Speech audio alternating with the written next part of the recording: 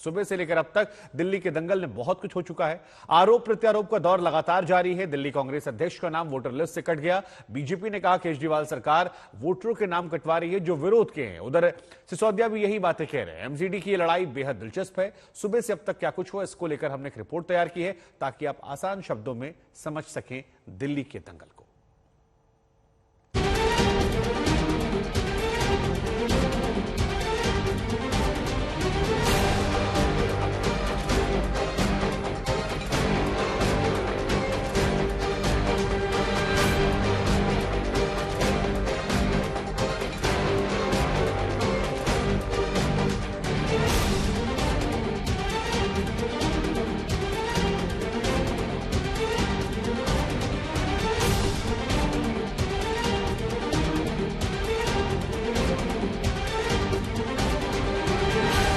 नेताओं की बयानबाजी और दावों के दौर को पार करते हुए दिल्ली का दंगल अब जनता के पाले में पहुंच गया है।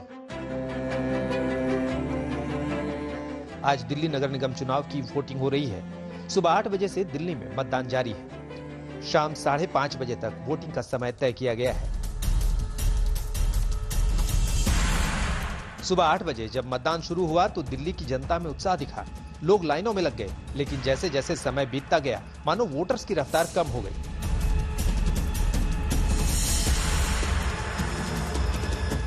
इन सबके बीच कुछ ऐसे वोटर्स भी दिखे जिनकी उम्र तो 80 के पार थी, लेकिन लोकतंत्र के उत्सव में शामिल होने का उत्साह जबरदस्त था। यही सोच के आया अपना सुख शांति के लिए, और क्या। मतलब हमारे लिए तो भाई सुख शांति है, पानी की, बिजली की, सीवर की, सड़क की, सगली प्रॉब्लम पूरी कर रखी है, समझे नहीं? तो हम तो देंगे ही देंगे वोट। मतदान वाले दिन एक बात बहुत कॉमन होती है, वो है वोटिंग से पहले नेता का पूजा पाठ। प्रत्याशियों और पार्टी के दिग्गज नेताओं को देखकर ऐसा लगता है मतदान वाले दिन इनसे बड़ा भक्त कोई नहीं, इनसे बड़ा कोई आस्थावान नहीं। दिल्ली कांग्रेस के अध्यक्ष अनिल चौधरी सुबह सुबह वोट डालने के लिए तैयार हुए। सबसे पहले पूजा करने के लिए मंदिर गए और फिर पोलिंग बूथ पर। अनिल चौधरी दिल्ली के दल्लूपुरा पोलिंग बूथ पर वोट डालने गए थे, लेकिन जब पोलिंग बूथ के अंदर गए तो मतदान कर्मी ने उन्हें वोट डालने से रोक दिया, क्योंकि अनिल चौधरी का नाम वोटर लिस्ट में नहीं था। अनिल चौधरी वोट नहीं डाल पाए। भी इसको गायब नहीं कह सकता जब तक ऑफिशियल कोई स्टेटमेंट ना आए, लेकिन मुझे अभी कहा गया है कि नाम डिलीशन लिस्ट में नहीं है, जो मुझे दिखाया गया है, लेकिन वोटर लिस्ट में भी नहीं शो हो रहा है। तो कहीं कहीं और किसी बूथ पे नहीं, एक बार चेक कर लेते हैं, फिर फाइनली मैं बोलता हूँ। लेकिन मैंने हाँ वोट डाला है और मैं एक जागरूक नागरिक भी हूँ, अपनी वोट का भी ध्यान रखता हूँ। लेकिन मेरी वाइफ ने वोट डाला है, मैं भी वोट अपनी ढूंढ रहा हूँ, मिल जाएगी। अनिल चौधरी ने दावा किया कि उनका नाम डिलीट लिस्ट में भी नहीं है, इसलिए उन्हें उम्मीद है कि वो उसका समाधान निकालेंगे।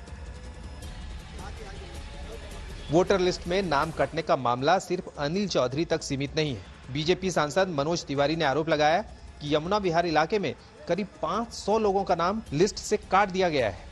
तिवारी ने यह भी दावा किया कि जिनके वोट कटे हैं वो बीजेपी समर्थक हैं। आप यहाँ देखो, लगभग मेरे पास 500 से 600 लोग आ गए जिनका वोटर आईडी कार्ड है, आधार कार्ड है, वो लिस्ट से नाम गायब हो गया, लिख दिया गया डिलीटेड। Why deleted?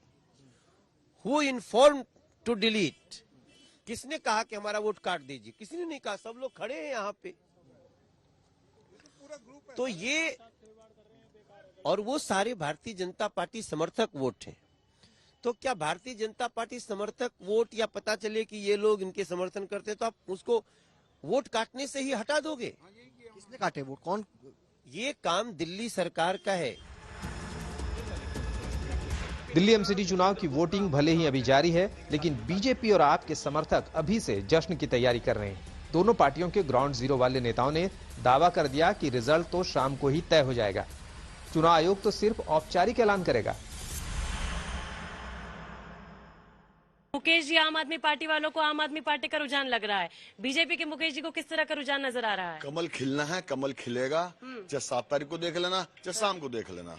और जहां तक भैया ने बदला केमिकल, इनके पास में टेक्निकल है, टेक्नीशियन है कि भाई जो है पराली फूंक दी थी यहाँ पर जो है, पराली खत्म कर दी थी केजरीवाल ने, और पंजाब में क्यों नहीं खत्म कर देते? यमुना की झाग पे क्या कहेंगे? सुनिए, मैं तो एमसीडी का चुनाव लड़ रहा हूँ। मैंने फिर कहा ये चुनाव एमसीडी का है। इनसे पूछिए कितने एमसीडी काम नहीं है सर, आप ही सवाल कीजिए ना। हम आपस में नहीं। मतदान से पहले भी और मतदान के दौरान भी नेताओं के दावे और वादों का दौर है कि खत्म नहीं होता। इन दावों और कयासों पर अंतिम लगाम 7 दिसंबर को लगेगी, जब चुनाव आयोग परिणाम जारी करेगा। आज तक ब्यूरो।